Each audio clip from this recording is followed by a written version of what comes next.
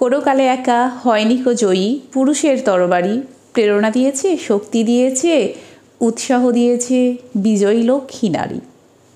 আমরা নারী, আমরা নই পুতুল, আমরা চাইলে সবই করতে পারি। শিক্ষার্থী বন্ধুরা, নারীরা যে আসলে পুতুল নয় বা তাদেরকে পুতুল অনেকেই চিন্তা করে, সেই নিয়েই আজকের ড্রামা আ ডলস হাউস, লিখেছেন হ্যারি গিবসন। আচ্ছা, আর ডলস হাউস, চিন্তা করো টাইটেলটা, যে একটা পুতুলের বাড়ি। আচ্ছা, পুতুল কি নর্মালি পুতুলকে নিয়ে লেখা হয়েছে? পুতুলকে মনে করা হয়েছে একজন নারীকে পুতুলের সাথে তুলনা করা হয়েছে। যে পুতুলকে আমরা কী করি? চাইলে খেলি নিয়ে চাইলে ফেলে দিতে পারি, পুতুলেতে কিছু বলার থাকে না, এইরকমই মনে করা হয়েছে। বা অনেক পুরুষই মনে করে, বা পুরুষ শাসিত সমাজে মনে করা হতো যে নারীরা ঠিক পুতুলের মতোই, তাদের অবস্থান শুধুই ঘরে, তারা পারে না কোনো ডিসিশান নিতে, চাইলে তাদেরকে নিয়ে আমরা খেলতে পারি, চাইলে ফেলেও দিতে পারি। এমন চিন্তাটা কিন্তু পুরুষ শাসিত সমাজে ছিল, বা অনেকে এখনও চিন্তা করে। কিন্তু আসলে কি সত্যি তাই? চলো আমরা নাটকটার মাধ্যমে দেখে নিই।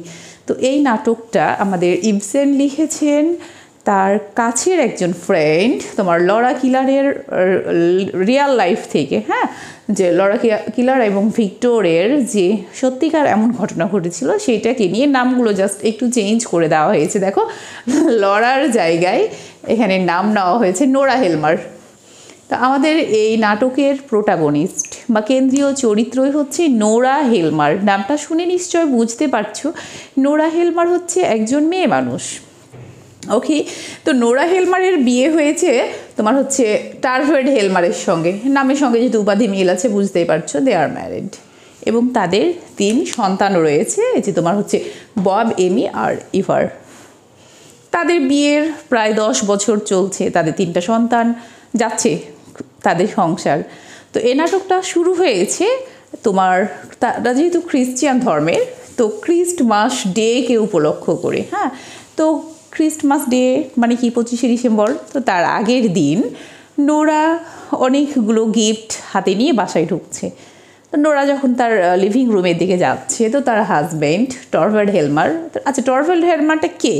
উনি কিন্তু একজন ব্যাংকার, এবং সম্প্রতি তার কি হয়েছে, প্রমোশন হয়েছে, সে ব্যাংকের পরিচালক হচ্ছে। এখনও সে সেখান থেকে কোনো স্যালারি ড্র করেনি, বাট প্রমোশনটা তার হয়েছে। তো সে তার স্টাডি রুম থেকে বের হচ্ছে, তো নোরার সঙ্গে সে গ্রিটিংস করে, শুভেচ্ছা বিনিময় করে। কিন্তু এক পর্যায়ে সে নোরাকে বকাবকিও করে। কেন? কারণ নোরা অনেকগুলো গিফট কিনে নিয়ে এসেছে, যেহেতু কালকে কি তাদের ক্রিস্টমাস ডে, তাদের একটা বড়দিনের উৎসব না, তো সেই ক্ষেত্রে উপহার। কিন্তু তোমার হচ্ছে যে টরভেল্ড হেলমারের কথা, যে আমাদের তো মানে আমরা এতটা আলিশান লাইফ লিড করতে পারি না। এখান থেকে বোঝা যাচ্ছে যে কি তাদের পরিবারে একটু কি ছিল, দুঃখ কষ্ট ছিল, বা যেটা হচ্ছে আর্থিক সংকট সেটা ছিল। তো সে তার বউকে নর্মালি যেটা হয় যে বকাবকি করে, সেও সেটা করছে, তুমি এতগুলো গিফট কেন কিনে নিয়ে এসেছো, আসলে এতগুলো প্রয়োজন ছিল না, বা আমরা এতগুলো কেনার মতো সামর্থ্যটা আমরা বিলং করি না, এমনভাবে বলছে। তো নোরা বলছে না কেন, কালকে যেহেতু একটা উৎসব নিয়ে এসেছি, তাছাড়া তোমার তো এখন প্রমোশন হয়েছে, আর কিসের চিন্তা আছে আমাদের। তো এমন তাদের কথা হচ্ছে। এই সময়ে তাদের বাসায় এন্ট্রি ঘটে ডক্টর র্যাঙ্কের। তো ডক্টর র্যাঙ্কটা কে? ডক্টর র্যাঙ্ক হচ্ছেন তাদেরই একজন ফ্যামিলি ফ্রেন্ড। ইতোমধ্যে আরও একজন লেডি গেস্টের আগমন ঘটে। লেডি গেস্ট হচ্ছে মিসেস লিন্ডে। আচ্ছা, লিন্ডেটা কে একটু আমরা পরে জানছি। তো তাদের যে সার্ভেন্ট তোমার হেলেনা রয়েছে, সে এসে খবর দেয় যার একজন লেডি গেস্ট এসেছে। তো দেখা গেলো যে নোরা মিসেস লিন্ডেকে দেখে খুব একটা ক্লিয়ার চিনতে পারছে না। তো পরে তাদের মধ্যে কথোপকথনের মাধ্যমে বোঝা গেল যে তারা 2জন কী ছিল, বান্ধবী ছিল। তারা ছোটোতে একসঙ্গে বড় হয়েছে, পড়াশোনা করেছে, অনেক দিন তাদের দেখা নাই, প্রায় 10 বছর ধরে তাদের দেখা নাই, যার কারণে কি হয়েছে তারা চিনতে পারছে না। তো এবার 2 বান্ধবী একই বাসায় একসঙ্গে হয়েছে, বুঝতেই পারছো তাদের মধ্যে আলাপচারিতা হচ্ছে। তো মিসেস লিন্ডেকে বলছে নোরা হেলমার যে কী অবস্থা, বল কেমন আছিস। তো তোমার লিন্ডে বলছে যে আর বলিস না, আমার হাজব্যান্ড মারা গেছে 2 বছর আগে। তখন নোরা বলে, ও হ্যাঁ, আমি এটা পত্রিকায় দেখেছিলাম, তোকে একটা চিঠি লিখবো, কিন্তু কাজের চাপে কি করা হয়নি, লেখা হয়ে ওঠেনি। এভাবে যে কথাগুলো নর্মালি হয় তারা সেটাই বলছে। তো মিসেস লিন্ডে বলছে যে আমার হাজব্যান্ড তার যার সঙ্গে বিয়ে হয়েছিল সে কিন্তু অনেক ধনী ছিল, কিন্তু মারা যাওয়ার সময় তার জন্য একটা কানাকড়িও রেখে যায়নি। এবং লিন্ডের যে তোমার মা ছিল সে অসুস্থ, ভাইগুলো ছোট ছোট ছিল। তো লিন্ডেকে দেখা গেছে যে নিজেকে কি করতে হয়েছে, তার মায়ের সেবা করতে হয়েছে, মাও এখন মারা গেছে এবং তার ভাইয়েরা এখন কী হয়েছে, ভাইয়েরাও বড় হয়ে গেছে, যার কারণে লিন্ডের আর খুব একটা দায়বদ্ধতা নেই, সে এখন স্বাধীন এবং তার ভাইয়েরাও খুব একটা তার খোঁজ নেয় না। তো লিন্ডে বলছে যে আমার লাইফটা আসলে অনেক কষ্টের রে, তো এই মুহূর্তে আমার কোনো চাকরিও নাই, কি করব, আমি একটা কাজ খুঁজছি। তো তোর হাজব্যান্ড যেহেতু ব্যাংকের বড় অফিসার বা পরিচালক, তো সে যদি আমাকে একটা কাজের ব্যবস্থা করে দেয় তা আমার জন্য সুবিধে হয়। বান্ধবীকে যেভাবে মানুষ বলে, এগুলো কিন্তু খুব নর্মাল কনভারসেশন। তো নোরা হেলমারকে বলছে যে তুই তো বেশ সুখে আছিস, দেখতেই পাচ্ছি তোর সংসার। তো নোরা বলে যে না রে, আমি যে খুব সুখে আছি এমনটা না, তো মাশাআল্লাহ এখন ভালো আছি, কিন্তু বিষয়টা হচ্ছে গিয়ে আমরা এত সুখী ছিলাম না। কিছুদিন আগে আমার হাজব্যান্ড খুব মানে বড় বেশি অসুস্থ হয়ে পড়েছিল, যার কারণে কী করতে হয়েছে, তাকে ইটালিতে ট্রিটমেন্টের জন্য নিয়ে যেতে হয়েছে এবং ট্রিটমেন্টে সেখানে অনেক খরচও হয়েছে। হ্যাঁ, এমনকি ট্রিটমেন্টে দেখা গেছে যে সে তার বাবার কাছ থেকে টাকা ধার করেছে। এখানে আমরা দেখতে পাবো Nora's father but who is dead, যে মারা গেছে। তো নোরা বলছে যে আমি আমার বাবার কাছ থেকে টাকা ধার করে নিয়ে গেছিলাম, কিন্তু আমি তোমার হচ্ছে টরভেল্ড হেলমারকে বলেছি যে আমার বাবা কী করেছে, আমাকে টাকাটা ধার দেয়নি, এমনিতে তোমাকে ট্রিটমেন্টের জন্য দিয়েছে, আমাকে দিয়েছে ধার হিসেবে না, এইটা বলছে। কিন্তু আসলে এর মধ্যেও আরও একটু অন্য ঘটনা রয়েছে। নোরা হেলমার যে তার বাবার কাছে টাকা ধার নিয়েছিল ঠিক এমনটাও না। নোরা হেলমার কী করেছিল, যেটা করেছিল যে তার বাবার সাইন বা সিগনেচারকে জাল করে সে ব্যাংক থেকে লোন নিয়েছিল। ওকে, তো সে যে ব্যাংক থেকে আমরা আরও একটা ক্যারেক্টার দেখতে পাচ্ছি এখানে, তোমার হচ্ছে ক্রগস্ট্যাডকে। তো ক্রগস্ট্যাডটা কে? ক্রগস্ট্যাড হচ্ছে তোমার এই যে টরভেল্ড হেলমারেরই একজন অফিসের কর্মচারী, তার মানে সে ব্যাংকের সঙ্গে রিলেটেড, তাই না? তো টরভেল্ড তোমার হচ্ছে যে এই যে ক্রগস্ট্যাড, সেই কিন্তু নোরাকে, আমাদের কেন্দ্রীয় প্রোটাগনিস্ট যেটা, তাকে কি করেছিল, তার বাবার সাইনটা নকল করে টাকা নেওয়ার সময় সে হেল্প করেছিল এবং সে ব্যাপারগুলো কিন্তু জানতো। তো কিন্তু এখনও কি করেনি নোরা, তার বান্ধবী লিন্ডেকে বলেনি যে আমি সাইন জাল করে টাকাটা নিয়ে আমার হাজব্যান্ডকে ট্রিটমেন্ট করিয়েছি। সে জাস্ট বলেছে যে আমার বাবার কাছে আমি আসলে ধার নিয়েছি, এটা হচ্ছে বাবা আমাকে এমনিতেই দিয়ে দেয়নি। এভাবে তাদের কনভারসেশন শেষ হয়। তো দেখা গেছে পরের দিন এবার হচ্ছে কি তাদের ক্রিসমাস ডে, তাদের প্রতিবেশীর বাসায় কি রয়েছে, একটা প্রোগ্রামও রয়েছে, যাবে। তো তার বান্ধবী লিন্ডে আবার আসে তাদের বাসায়, তার হচ্ছে যাবে, তো যে ড্রেসটা পরে যাবে সেটা সেলাই করে দেওয়ার জন্য আসে। এবং আবার এখানে এবার এন্ট্রি ঘটে তোমার কার জানো, এই যে ক্রগস্ট্যাডের।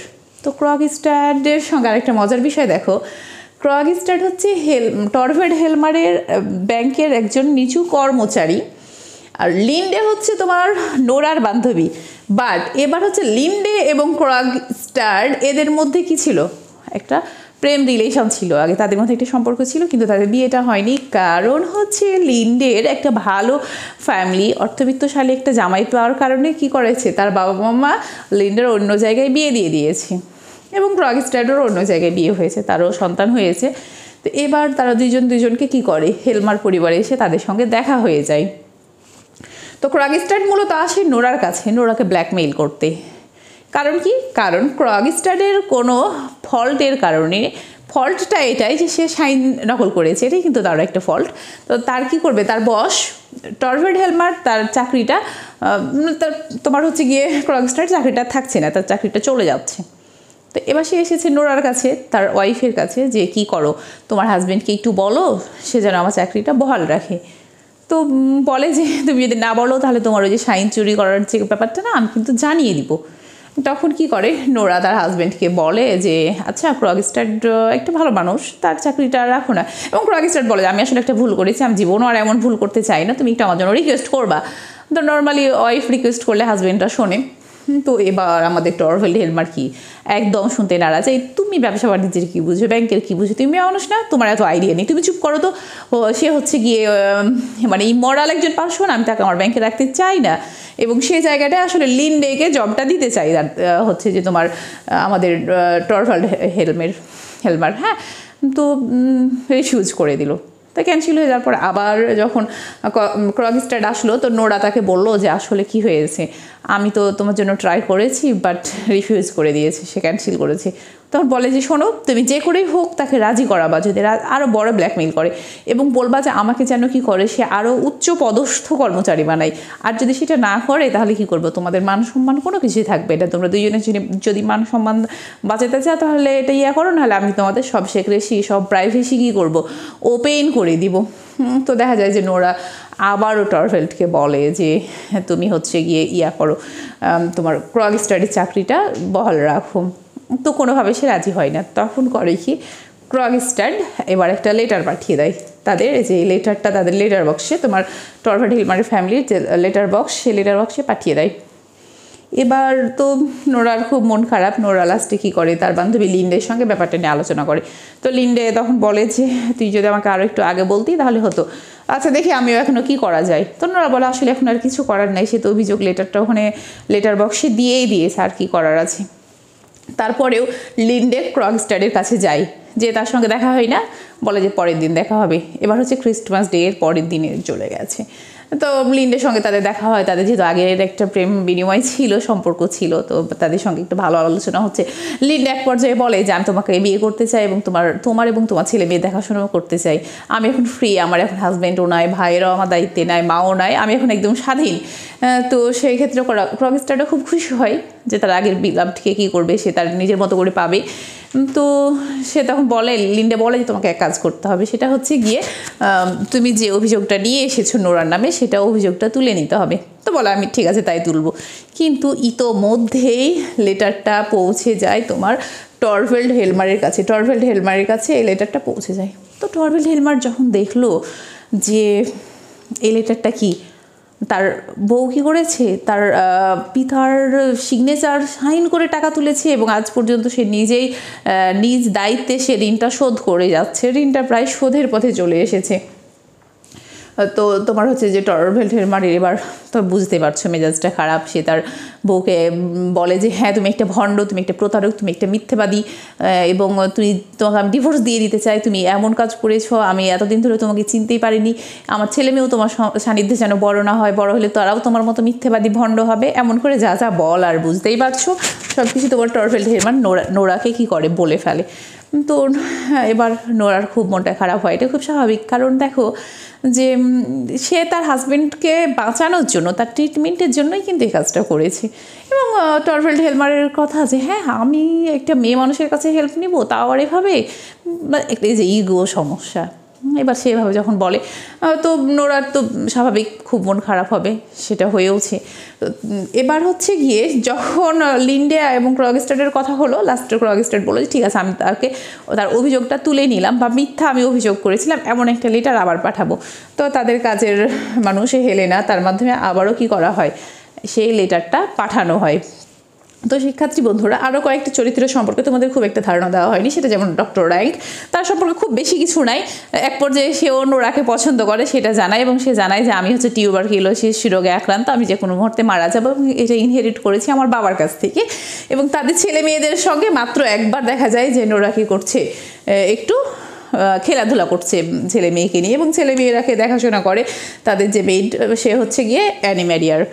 তো এই ব্যাপারগুলো খুবই ট্রিভিয়াল। যাই হোক, এবার যখন নেক্সট লেটারটা পেয়ে গেল তোমার টরভেল্ড হেলমার, যে না আসলে এখানে ক্রগস্টাড যে অভিযোগগুলো করেছিল সেগুলো সবই মিথ্যে, তখন সে কী করলো, এবার বললো, খুব খুশি হলো এবং নোরাকে বললো যে না নোরা, আমি তোমাকে আসলে যা বলেছি তার জন্য আমি সরি, তুমি বাসা থেকে মানে আমি তোমাকে ছেড়ে যাচ্ছি না, বা তুমিও আমার সন্তানদের ছেড়ে চলে যেও না। কিন্তু আমাদের নায়িকা নোরা এবার একদম বেঁকে বসেছেন যে হ্যাঁ আমি কি তোমার হাতের পুতুল, যে তুমি চাইলে একবার আমাকে ছুঁড়ে ফেলবা, আবার চাইলে অ্যাকসেপ্ট করবা।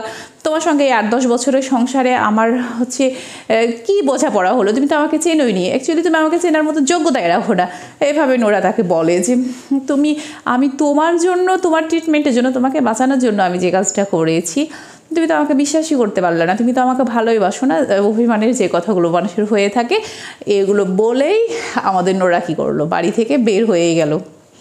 হ্যাঁ, তো এভাবে এখানে নাটকটা শেষ করা হয়। তো শিক্ষার্থী বন্ধুরা চলো এই নাটকের থিমগুলো কী কী আমরা দেখে নিই। একটা মোস্ট ইম্পর্টেন্ট থিম হচ্ছে লাভ অ্যান্ড ম্যারেজ। দেখো ঠিক আছে, এখানে তো অবশ্যই তোমরা দেখছো যে লিন্ডে ক্রগস্টারের মধ্যে আগে থেকে একটা ভালোবাসা ছিল। নোরা এবং টরভাল্ড হেলমারের কী হচ্ছিল, একটা ভালোবাসার সম্পর্ক এবং সেটা ম্যারেজ, মানে ভালোই চলছিল তাদের কনজুগাল লাইফটা। কিন্তু কি আবার হচ্ছে তোমার ডক্টর র্যাঙ্ক, সেও কিন্তু নোরাকে যে ভালোবাসতো সে কথাটাও সে প্রকাশ করেছিল। কিন্তু ম্যারেজের মধ্যেও যে আবার কি হয়েছে, আমাদের নোরাকে লাস্ট পর্যন্ত তার হাজব্যান্ড অবিশ্বাস করেছে এবং সে বের হয়ে চলে গেছে, এ ব্যাপারগুলোই প্রাধান্য পেয়েছে। দেন রয়েছে তোমার ডিসিট। আচ্ছা, ডিসিট এবং করাপশান দুইটা অপশান দেওয়া রয়েছে, তোমরা পরীক্ষায় যে কোনো একটা উল্লেখ করলে হবে। আমি দুইটা দিয়ে রাখছি কারণ অনেক সময় হয় কি আমরা ভুলে যাই, তো একটা ভুলে গেলেও আরেকটা মনে থাকবে। দেখা গেছে যে নোরা কী করেছে, নোরাও কিন্তু মানে এটা খুব মেজর থিম না হলেও মাইনর থিমের মধ্যে চলেই, কারণ নোরা তার বাবার সাইনটা সিগনেচার করেছে, যে কারণেই করুক না কেন, তাহলে এটা সে কিন্তু একটা প্রতারণার অংশ সে নিয়েছে। আবার হচ্ছে কি হয়েছে দেখো, আমাদের যে ক্রগস্টার সে বারবার ব্ল্যাকমেইল করার চেষ্টা করেছে নোরাকে, যে তুমি এটা বলো, এটা ফোর্স করেছে, এটা করো, নাহলে আমি তোমার এগুলো পাবলিক করে দিব। তাহলে যে করাপশান বা ডিসিট, এটা খুব ভালোভাবে চিত্র ফুটে উঠেছে। বা আসলে প্রত্যেকটা রাইটার কী করেন, তাদের লেখনীর মাধ্যমে ওই সময়ের সমাজের বিভিন্ন চিত্রগুলোই ফুটিয়ে তোলেন। এবং রয়েছে দেখো লাইজ ইন লাইফ, মিথ্যে বলা, সম্পর্কের মধ্যে একটা মিথ্যা, এবং লাস্টে নোরার কাছে মনে হলো যায় এমনকি তাদের কনজুগাল লাইফ, তাদের বিবাহিত জীবনটাও একটা মিথ্যা জীবন। কারণ এতদিন সংসার করেও তারা একজন অন্যজনকে চিনলই না, বুঝলই না, তারা একটা যে কোনো একটা ব্যাপার নিয়ে কী হচ্ছে, ভণ্ড, প্রতারক, মিথ্যেবাদী থেকে শুরু করে ডিভোর্স দিয়ে দেওয়ার মতো পজিশানে এনে এমন কথাও যারা বলতে পারে, তাহলে সে সম্পর্কগুলো কী, আসলে মিথ্যে ছাড়া কিছু বলা চলে না। দেন তোমার রিলিজিয়ন। আচ্ছা, রিলিজিয়নের খুব বেশি কথা যদিও এখানে না এসেছে, তারপরে ওই যে তোমরা দেখতেই পাচ্ছ কি এটি ক্রিস্টমাস ট্রি বা ক্রিস্টমাস ডে এর ব্যাপারে, এবং ক্রিস্টমাসটা দিনের প্রাককালেই কিন্তু এই নাটকটা রচিত হয়েছে। সেই ক্ষেত্রে আমরা কিন্তু এখানে একটা রিলিজিয়াস ধারণা এখান থেকে পেয়ে যাই। এবং দেখো ফেমিনিজম, ওকে, যদিও মোস্ট ইম্পর্ট্যান্ট এখানে হচ্ছে যে ম্যাসকুলিনিটি, সেখানে একটা পুরুষ শাসিত সমাজ, দেখো সমাজটা কিন্তু পুরুষ শাসিত, পুরুষ ডোমিনেট করছে। তোমার হচ্ছে গিয়ে টরভাল্ড হেলমার বলতে চাচ্ছে যে নোরা তোমার কোনো জ্ঞান নাই, বিজনেসের ব্যাপারে কোনো ধারণা নেই, তুমি কেন এই কাজ করবা, তুমি কেন টাকা ধার করবা, তুমি বা কেন এত কিছু হ্যান্ডেলিং করবা, বা সে তার নিজের হাতের পুতুলের মতো করে তাকে রাখতে চায়। বাট ফেমিনিজমটাও এখানে ফুটে উঠেছে। একজন নারী কী হয়েছে, যে সে আসলে ডল নাট বা ডল হয়ে থাকতেও চায় না, এবং তার যে প্রতিবাদ, সে নিজের আত্মসম্মান নিয়ে বেরিয়ে গেছে, সে ব্যাপারটাও কিন্তু এখানে খুব সুন্দর করে ফুটিয়ে উঠেছেন। এবং লাস্ট ওয়ান অবশ্যই একটা ইম্পর্টেন্ট থিম হচ্ছে মানি অ্যান্ড ওয়ার্ক। দেখো যে তারা কিন্তু প্রত্যেকেই টাকার পেছনে ছুটছে বা টাকার জন্যই মানুষ কাজ করছে। ইভেন এক সময় লিন্ডেরও কী হয়েছে, বাঁচার জন্য কাজের দরকার হয়েছে, কারণ কি টাকার দরকার। তো শিক্ষার্থী বন্ধুরা, এই ছিল অ্যাকচুয়ালি হ্যারি গিবসনের লেখা ডলস হাউস। আশা করছি তোমরা বুঝতে পেরেছো। এবং আরও একটা মোস্ট ইম্পর্টেন্ট জিনিস হলো কি, তোমার হচ্ছে যে টরভাল্ড হেলমার তার ওয়াইফকে আদর করে ডল বলেও ডাকতো। এখানে ডলের সঙ্গে রিলেটেড একটা ব্যাপার থেকেই যায়। তো আশা করি তোমরা ক্লাসটা বুঝতে পেরেছো। কেমন লাগলো অবশ্যই কমেন্ট সেকশনে জানাতে ভুলবে না। আজ এই পর্যন্তই, সবাই অনেক বেশি ভালো থাকবে। আল্লাহ হাফেজ।